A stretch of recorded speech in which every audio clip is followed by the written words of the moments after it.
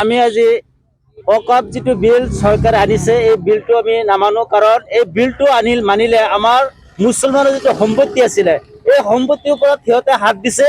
এই বিল আমি কেতিয়াও নামানো। এই বিল আনিলে আমাৰ মুছলমানৰ যি ক্ষতি হ'ব এই ক্ষতিটো আমি কেতিয়াও সহ্য কৰিব নোৱাৰিম। গতিকে এই বিলৰ ওপৰত আমি আজি আমাৰ ওলামা সমাজ আহি পেলাই আমি ইয়াত একত্ৰিত হৈছোঁ। কলিয়াবৰ জিলা জমিয়তৰ সদস্যবিলাক আছে, জিলা জমিয়তৰ যিবিলাক আলিম ওলামা আছে, আমি আহিছোঁ। আজিৰ পৰা আমি আৰম্ভ কৰিছোঁ প্ৰতিবাদ কৰাৰ কাৰণে। যেতিয়ালৈকে এই বিলটো বাতিল নহয় তেতিয়ালৈকে আমি এই সংগ্ৰাম চলাই যাম। সেই উদ্দেশ্যে আজি আমি ইয়াত লম্বৰীত আমি প্ৰতিবাদ কৰি আৰম্ভ কৰিছোঁ। আজি চাওক, যিটো আমাৰ অকাপ সম্পত্তি আছিল, অকাপ সম্পত্তিৰ ওপৰত জাতিদংশী বিধায়ক যি বিধায়ক আমাৰ ওপৰত জাপি দিব বিচাৰিছে এই চৰকাৰখনে আমাৰ হাতত থকা যিখিনি সম্পত্তি, আমাৰ যিখিনি অধিকাৰ, আমাৰ সম্পত্তিৰ প্ৰতি আমাৰ যিখিনি অধিকাৰ আছিল, এই অধিকাৰ আজি খৰ্ব কৰিব বিচাৰিছে এই চৰকাৰখনে। এই চৰকাৰখনে আমাক তিলকে মাৰিব বিচাৰিছে।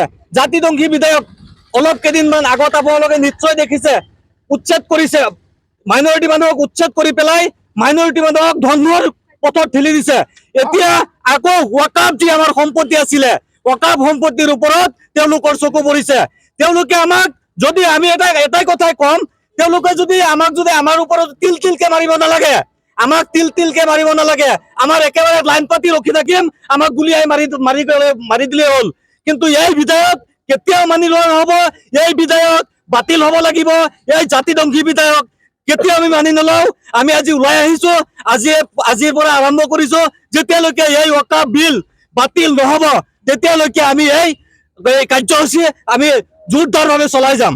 আমি আজি লম্বৰীত কৰিছোঁ, শালপৰা লম্বৰীত কৰিছোঁ, কিন্তু আজিৰ পৰা ষ্টাৰ্ট কৰিছোঁ আমি এই আন্দোলন। যেতিয়ালৈকে এই বিল বাতিল নহ'ব তেতিয়ালৈকে আমি স্তব্ধ নহওঁ, তেতিয়ালৈকে আন্দোলন চলাই যাম। আমি ওলামা সমাজ আছে, ওলামা সমাজৰ আলিম ওলামা সমাজৰ উদ্যোগত কৰিছোঁ।